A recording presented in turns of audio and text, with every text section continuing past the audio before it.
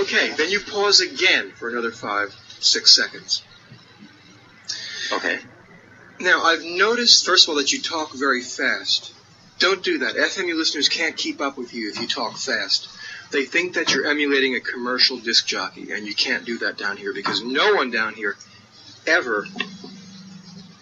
Turn down my mic volume a bit, too. No one down here ever has any aspirations about going into commercial radio. Ever. Don't even entertain the notion, okay? Okay. Okay, you got it, okay. So don't try to sound commercial. Slow down, talk much slower. And I also noticed, Neil, that you sound too sure of yourself. There's not enough ambivalence in your voice. You've got to come on mic, and when you're reading your playlist, you've got to say things like, okay, we heard from, what was that, Joy Division I played? And then you got to fumble for the album cover. Right. Okay, while you're fumbling for the album. Yeah, and that was, I think that was a B-side. How about if I hit the microphone as I'm reading, like, that was, excuse me, a little very good, problem very good. there. Yeah. Very good, very good. Okay, I'll try that next week. Then try to sound like you're not quite sure. Say that. That was, I think that was recorded on Rough Trade. Well, maybe it was Factory. Let me check. Then you fumble with the record a bit more while you're trying to get your facts straight. And make sure the crumpling sound goes into the microphone. Absolutely. Make all the possible noises that you can on mic. Okay. And Neil, you had a good thing going when you were wondering about what Barron's Woodfield's last name was. All right. Excellent. You could have gone with that. When you're wondering about something, really make a big thing of it. Say, excuse me, lean back, look for the record, just kind of say, well, things like that. Mm-hmm. And you also might want to occasionally give the mic stand a good grab so it makes a loud noise. Try it now. There you go. That's great. Well, this is fun, too. Yeah. Now, I'm actually enjoying this. It's excellent. If you can't pronounce a name, pronounce it all 6 possible ways. Right. And then finally say that I'm really not sure. Okay? Again, ambivalence and uncertainty is essential down here at FMU. You should never know. You should never sound like you know what you're talking about. Okay? Okay. Okay. Okay. Then you should also add in a lot of autobiographical details that are of no interest whatsoever to the audience. Say that you saw this group once at Folk City, perhaps, or at the Ritz, and you think they're going to be coming to town again, but you're not sure because they might have broken up, and the lead guitarist might have left the group, but you're not sure, but you heard a rumor to that effect. Either that or he died. Or he died, you think. You're not sure, though. And also, Neil, you might want to occasionally, if you do want people to take you seriously as a radio artist, just be really inaccessible for its own sake. You might want to play Roberto Magus or play 2 things at once, cue a cassette up on the air, things like that. Just inaccessibility for its own sake. Yeah.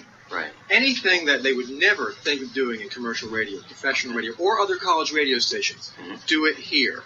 Okay? The more that it could be considered bad form, the more likely it is that you'll hear it on FMU and you should do it.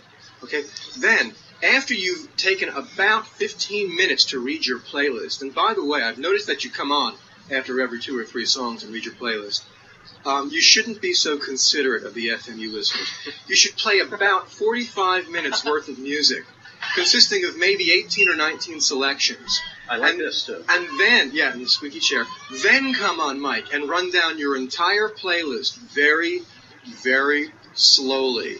Generally a 4-to-1 ratio, Neil. A set, if it's about 45 minutes long, estimate that your rap should then be about 11 minutes. Generally a 4-to-1 ratio. Yeah. Does it matter if I have the songs in the wrong order? Yes, you definitely should. Okay.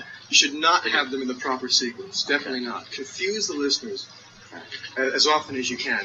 Run down that list very, very slowly. Throw in a couple of details. Maybe especially talk about album cover art, because the listeners can't see it. Talk about what's on the album cover. Try to describe it. Get elaborate as you possibly can. Realizing, of course, listeners will never see this album cover because it's obscure and probably out of print. Okay? So do that. Okay. And also, Neil, when you come in before your show, you should prepare, look through the public service announcement copybook and find all the public service announcements that are out of date, events that have already occurred, and pull those out and read about 90-95% of those, and then right before you're finished, say, oops, that's already happened. Okay. Right. And you should read those public service announcements slowly and deliberately. And again, keep tossing in inconsequential autobiographical details about yourself. Mispronunciations. Mispronounced names. Exactly. Writing. say, give the wrong area code, say that, oh, here's a town you'd never heard of. This is located in such and such a town, Charlie's Apple, New Jersey or something, and you wonder where that is for a while. Mm-hmm. And talk about a town with a similar name somewhere out there, okay? Mm-hmm. So I think if you do that, all of that, and also when you read PSAs, read the phone number on the public service announcement, maybe 6 or 7 times. Mm-hmm. And I think we're going to turn you into a fine, upstanding WFMU DJ within a few weeks. I hope so, because I've just been getting so much negative criticism, and now with your list, I think I actually have an idea of what I've been doing wrong. And don't forget, doing right. Maybe I don't know. I'm not. Don't forget, you shouldn't, after this, take no more criticism from anybody. Okay, this is your show. It's not WFMU's show. This is your show. You own it, okay? And it's your right to hold on to it for as long as you want it. Okay, because I didn't know whether to feel good or bad last week, because people were coming up to me and saying, Neil, we want to talk to you about your show. We understand you've been sounding good on the air, and I didn't know, was that good or bad or what to make of it. I'm not quite sure. But along the lines of what Ken just said about not taking any criticism, you should also, paradoxically, apologize a lot on mic. Mm-hmm. Like if there is dead air or you miscue something. You should come on mic and apologize about it a lot. Uh-huh. But, of course, inside, you're truly an arrogant person. You should be an arrogant person. Right. So, in other words, be arrogant, but don't let the people know out there that I'm arrogant. Absolutely not. Apologize a lot. What?